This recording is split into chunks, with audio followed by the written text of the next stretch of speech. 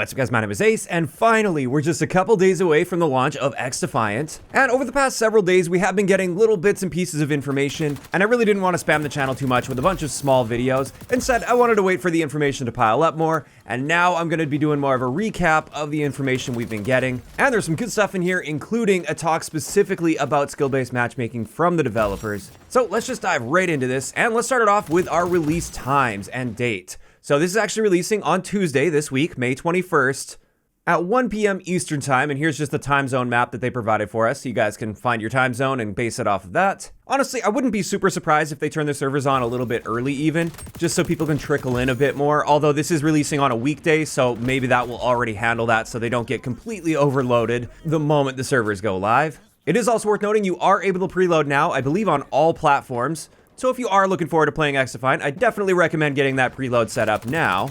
Also, just in case you weren't aware, this is a completely free game, so you don't have to pay anything to preload or anything. Anybody can try it out, and I'd recommend at least giving it a shot. You really got nothing to lose here. Next, let's talk a little bit about the content we can expect at launch. Now, this image is from last year before they delayed the game, so it's possible some things have changed slightly, but as far as I've been able to see trying to keep up with all the information, I believe all of this still holds true. So we're going to be getting 10 arena maps, which are our standard maps that are going to play modes like Domination or their equivalent of Hardpoint, for instance. And then on top of that, we have 4 progression maps, and these are like the escort style maps where they're much more linear and there are different stages to them. Then it looks like we're going to start with 5 factions, and then also DedSec will be an unlockable faction.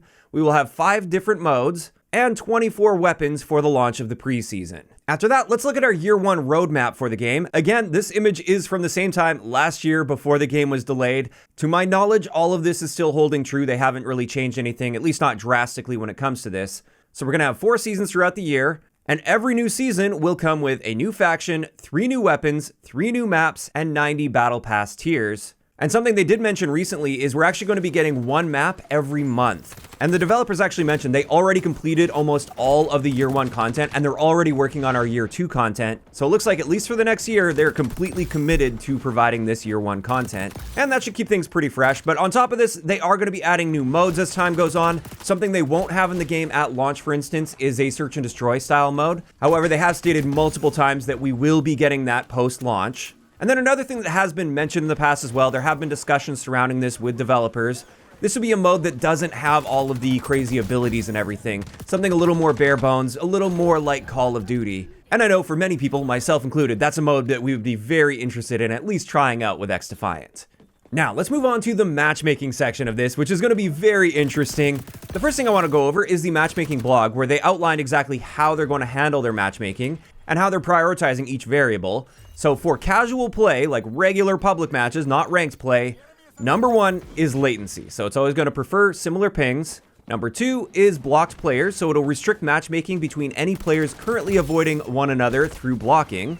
Number 3 is party size, so it is going to try to match larger parties with other larger parties. Number 4 is region, so it tries to match players from the same region and language. Number 5 is input device, so it will prefer using the same input method. And then finally, number 6 is platform, so it will prefer to put you against people on the same platform. It is also worth noting we will have some crossplay options though, so you will be able to turn off crossplay. Although something Mark Rubin recently tweeted about is for Xbox, it looks like we won't be seeing an in-game option to disable crossplay because apparently Microsoft doesn't like that. They want people to disable the crossplay settings within the console settings, not the in-game settings, which I think is a little bit ridiculous, but it seems like in this case it's out of the developer's hands and that's a Microsoft decision. So it does look like we will be able to control crossplay on all of our platforms. It's just one of those platforms won't be via an in-game option. You'll have to do it through console settings.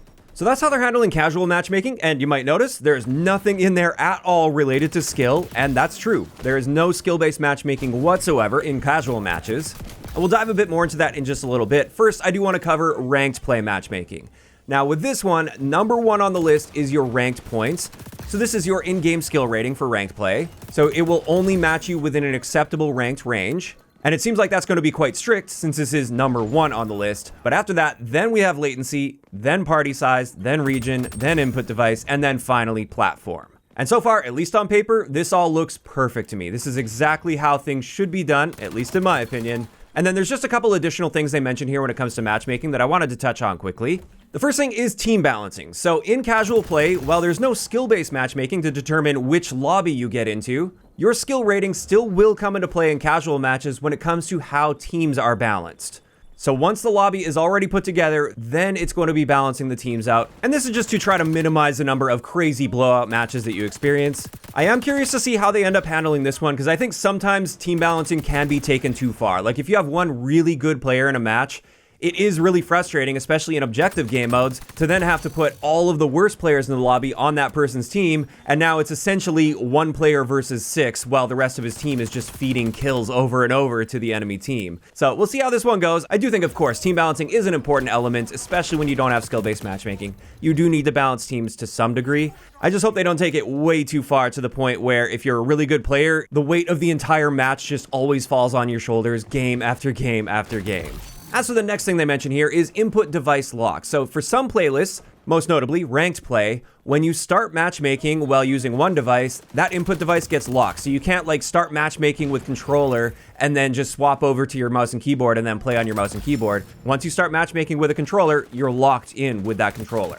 And then finally, something they mentioned here is lobby persistence. And with this, they said coming to the game later this year, so this isn't going to be taking place right at launch, but later this year in casual playlists, the default behavior is going to be lobbies sticking together and persisting between matches, although they will still reshuffle teams between matches. And that's exactly what we used to have with older Call of Duty games. And that's really nice to hear. Honestly, I think this is just as frustrating, if not more frustrating, as strict skill-based matchmaking. Having matches constantly disband by default every single time you end the game. You never get to stick with the same lobby and develop those friendships and rivalries and learn how other people are playing and adapt to them over multiple matches. That's a huge part of older Call of Duty games that I really miss. And it looks like XDefiant's at least going to be bringing that down the road. I'm kind of curious as to why they're not doing that right at launch, but the fact that they're even mentioning this is promising, and I'm excited to see once we eventually get to that point. And then finally, for this last section, let's talk about skill-based matchmaking in more detail here, because Mark Rubin actually talked about this with a fair amount of detail, essentially explaining why they're not going to be doing any skill-based matchmaking in casual playlists. And I'm just going to play the clip here so you guys can hear Mark Rubin talking about this. If you guys have already seen this clip, I will have timestamps in the video, so you can just skip ahead on this one, and then we'll get into my thoughts on this. But let's just have a listen to what Mark Rubin has to say about it. Okay, so skill-based matchmaking, also known as oftenly as SBMMM, basically where the game decides that you have a certain skill level after it kind of watches you play for a few matches, and then matches you up with people who are equivalent on your skill level. Now, in the olden days, it was pretty light and didn't really intrude too much into the game. It has become something that is more what they call actually engagement-based matchmaking now, where it sort of is like an AI that's monitoring your behavior and going, okay, this person's getting beaten too many times and we think they might quit, so we're going to make the game easier for them, and then you'll get a game where you win, and then it'll bring you back to the playing against the same people you were playing before.